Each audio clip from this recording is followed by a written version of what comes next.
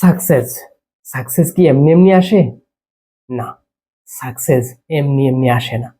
সাকসেসের জন্য কাজ করতে হয়। জি, শুধু কাজ করতে হয় না, অনেক অনেক কাজ করতে হয়। শুধু অনেক অনেক কাজ করলেই হয় না, সেই কাজটা নিয়মিত করতে হয়, মানে কনসিস্টেন্সি মেনটেন করতে হয়, রেগুলারিটি মেনটেন করতে হয়। আবার নিয়মিত কাজ করলেই হয় না। এই সাকসেস অর্জন করতে চাইলে আপনাকে প্রতিনিয়ত, আপনার ব্যবসাতে হোক, আপনার চাকরি জীবনে হোক, ব্যক্তি জীবনে হোক, এই পুরো লাইফে অনেক অনেক অনাকাঙ্ক্ষিত, জানা অজানা বাধা বিপত্তির সাথে যুদ্ধ করে, ফাইট করে, ফেস করে, মোকাবেলা করে আপনার প্রতিদিনের সফলতার দরজাকে উন্মোচন করে করে এগিয়ে যেতে হয়।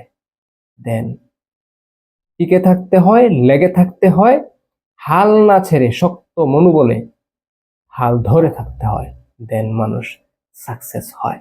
এভাবেই এই পুরো পৃথিবীতে যত মানুষ সাকসেস হয়েছেন, প্রত্যেকটা বাধাকে মোকাবেলা করে, ফেস করে, সফলতার দরজা উন্মোচন করে করে সফলতা অর্জন করেছেন। সো সাকসেস এমনি এমনি আসে না, আপনার আমার জীবনেও এমনি এমনি আসবে না।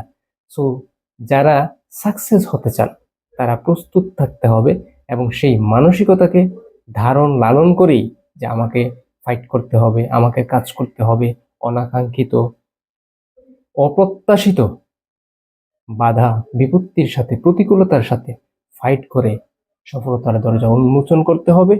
জীবনের যাত্রায় এগিয়ে যেতে হবে এবং হাল ছাড়া যাবে না।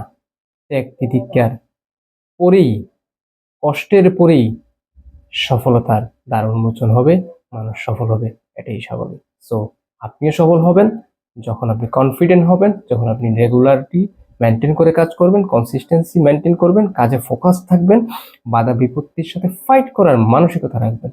সো আপনার জন্য অপেক্ষা করছে আগামীর সফলতা।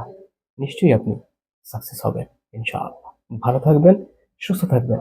স্বপ্ন দেখি, স্বপ্ন দেখাই, ভালো থাকার। আল্লাহ হাফেজ।